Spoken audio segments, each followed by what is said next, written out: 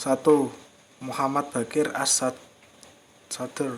Muhammad Baqir As-Sadr As-Zahid dilahirkan di Qadimiyah pada 20 Zulhijjah 1353 Hijriah atau 1 Maret 1935 Masehi.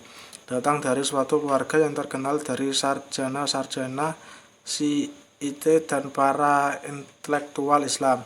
Sadr mengikuti jejak mereka secara alami. Beliau memilih untuk belajar studi-studi Islam tradisional di Hauza atau sekolah tradisional di Irak, di mana beliau belajar fikih, ushul, dan teologi.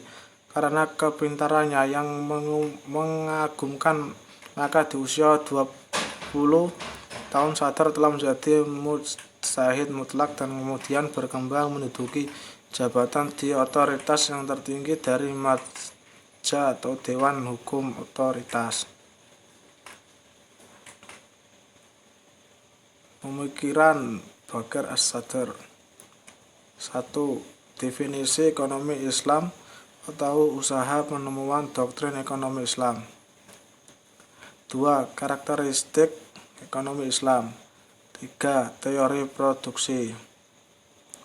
Ekonomi Islam adalah suatu doktrin karena itu berhubungan dengan setiap ketentuan dasar dari tujuan ekonomi yang berhubungan dengan ideologi keadilan sosial.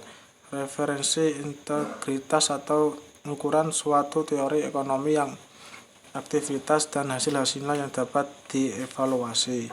Dengan definisi ekonomi Islam di atas, dalam beberapa pembahasan Sadr juga merumuskan karakteristik ekonomi Islam yang terdiri atas konsep kepemilikan multijenis.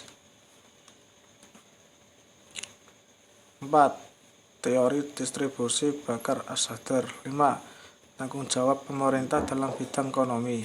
Distribusi menduduki bagian yang utama dalam pemikiran ekonomi Sadr.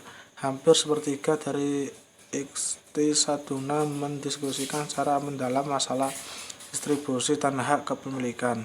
Tanggung jawab pemerintah dalam bidang ekonomi. Menurut Baqir As-Sadr, fungsi pemerintah dalam bidang ekonomi terdapat beberapa tanggung jawab. B. Perekonomian Muhammad Baqir As-Sadr di Irak.